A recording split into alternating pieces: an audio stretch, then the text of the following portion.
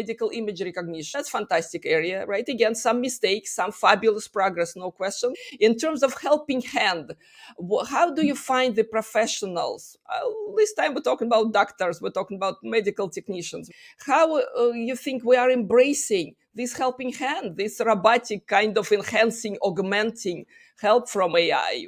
How So do you react? I love the way that you framed that, because I think that's exactly, and medical imaging I think is a perfect area, right? Because I think for years people were just like, this is the obvious application, medical imaging is it, right? And there were so many startups that just surged at that use case, and fail, fail, fail, fail, fail, fail, fail, right? And it was really weird. It's like, what happened, right? This should be a no-brainer, right? Even Jeffrey Hinton in, I want to say 2012, 2013 or something like that, he said, don't train to be a radiologist. Like, you're all going to be automated in the next 5 years. Now, obviously, that hasn't happened. And I think, there's a really key lesson in that, and it's encapsulated in those words you used, helping hand, right? And I think that was really the oversight, right? I think that if there is a big misstep in the first generation of AI, that is really it, is a lack of emphasis on what it is to be a helping hand. Because if you do approach it, from day one with that idea of not, I'm going to try to replace the radiologist, because like, probably, I might not know this as an AI researcher, right? But probably they're doing more than just looking at a picture, right? If I had to guess, we don't pay people, as much money as we do just for that. With all the years it went in training, with all the Yeah, years of practicing and they are experience. probably doing something, right? Hopefully, and it turns hopefully. out, yeah, and I guess like it took AI folks a long time to learn that. But I think you start to think more about how this can be a helping hand, and you have to really ask them. And I think that's what it comes down to, is that AI researchers are very, very good at building AI models, right? They are very, very bad at understanding use cases and figuring out the best way to connect that to an end user. And I think that's why you see a lot of what you talked about earlier, is this big divide, right? Is that frankly, if you're a good ML researcher nowadays, it's a pretty good deal, right? And if you're a researcher, you're probably a researcher because you don't want to have to deal with how this thing is going to get out into the real world. That's messy. That's like really, really gross, right? Like, math is nice and it's very clean and it's straightforward, right? And the real world applications can be someone else's problem. And as the expertise kind of becomes more mainstream, and as it becomes more distributed and accessible, right, I think you start to see that come back a bit, right? But I think today, because there's no need for it to work any other way, I guess from their perspective, they're like, I'm making plenty of money. I'm making stuff that's really valuable to this very small handful of companies, right? And progress is being made. But I guess I think that's really what helps to shift that ultimately, right? Because I think it's asking too much for a researcher to become a user experience expert, right? Or become like a legal expert. Like, that's just never going to happen, right? It has to be about kind of that middle area, that connective tissue that's figuring out, okay, how do we take the stuff that academics are developing over here that's like really, really good work, right? And figure out how to build that middle layer that actually makes it understandable, and accessible, I think, to, I'll say less and non-technical folks as two separate groups, right? With two separate needs, right? And some of that is as simple as like, Alexa presumably is like a cool thing for the people that have it and use it, right? So that's like a cool consumer application, I guess. Right. But I think then there's much more practical stuff, right? If you start to think about a mortgage application, right? That's a horrific, painful experience for everyone involved, right? Or if you think about tax season, right? And all the forms that you have to file, horrific, painful experience for everyone involved, right? Like, why can't that all be done in, like 10 minutes, in a primarily AI oriented way that just has a person kind of like double checking a few of the most important fields? Right? You just stepped into my favorite space, intelligent automation, right? Yes. I mean, I think that's obviously I'm extremely excited about that. Like, I wouldn't have like started a business in that space if I didn't love it. But what are you most interested about in intelligent automation? 'Cause I think that might be an interesting question.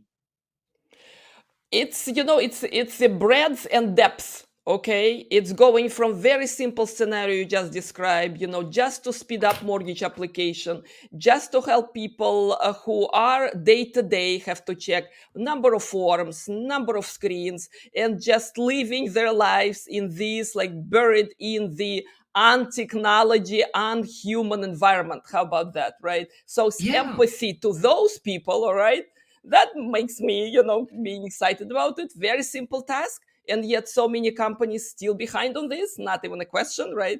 Huge field, huge Yeah. application, and small improvement drives people into better places, drive company into better financial situations, don't you think? Yeah, and I mean, it makes processes more consistent. And I think that there's I think a lot of different parts of this spectrum. I think that on maybe that far kind of very impactful side, when you start talking about loan approvals and mortgage applications, not only does the efficiency of that result in a meaningfully better experience in life for the consumer going through it, right? But also it means that things are suddenly much more consistent, where, even if two people have been doing the same process for 30 years, having, now gone through and kind of worked to automate a lot of these, it does not mean they are doing it the same way, right? Because usually the amount of transparency you've got into these unstructured processes, I'd say, and documents are just a great example. It's, the document landed on Susie's desk. Susie says the document is good, right? Like, application approved, right? Or Susie says the document is bad, application rejected, right? And it's this very, very simple coarse level of information. And I think that's one really incredible insight, is like, by making things consistent enough that you can start to automate them and start to plug AI into these different pieces, right? You also just end up making the process better. You have suddenly this confidence that you sort of have in the past because you trust people doing it, but you don't really have, because you know that the people are kind of stretched to their limit and they have to process a huge amount of data. And we always like to think of what can the well-rested person that just had their cup of coffee and like rested for an hour can do, right? But in practice, right, that's not who you're getting. Right, you're getting the person, at 4 p.m., just trying to get their last couple done so they can hit their quota for the end of the day before they head out and like try to get out before rush hour, right? And I think that's a really, really important distinction. And you start to ask this idea of, why is it, that we're still reading documents the same way that we did in the past, right? Why is that experience fundamentally unchanged? And you start to realize, there actually can be a lot of really, really interesting ways to try to systematize the way that we read through these documents. But even though documents have been around fundamentally unchanged for thousands of years, except now we scan them into a PDF document.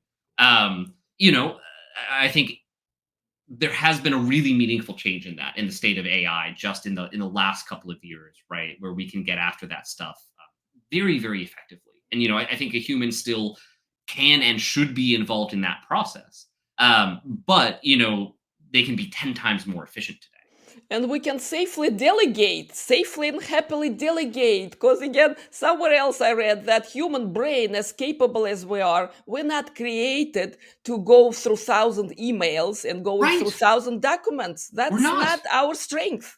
We're inconsistent, right? And that's, I think that's more than anything, the thing that I want to scream from the rooftops, right? We are not the same. And that's why I consider myself very much, on the bionic side, right? I'm like, bionic arms are just like so powerful, because I don't know if we can build a brain in silicon with digital logic. I legitimately don't know. Some people believe yes, definitely. Some people believe no, absolutely not. I'm like, look, I don't know, but I'm less interested in that question, actually, because I think it's so much more efficient and effective to say, well, how can I use this digital interface? How can I use silicon? How can I use the AI tools that actually exist today, rather than the ones that I'm hoping might exist, tomorrow, to interface with a human in the optimal way, such that like the human is doing what they're best at, the machine is doing what they're best at, right? And everyone wins, right? Like that's a multiplicative effect, right? You don't spend $1 billion in simulation to get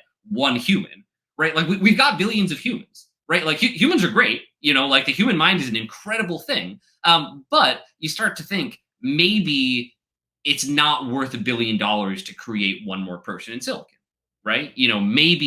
Maybe we should think about it a different way and try to come up with these, uniform kind of bionic arms that are in human control and think really intentionally about the way that the human controls these tools.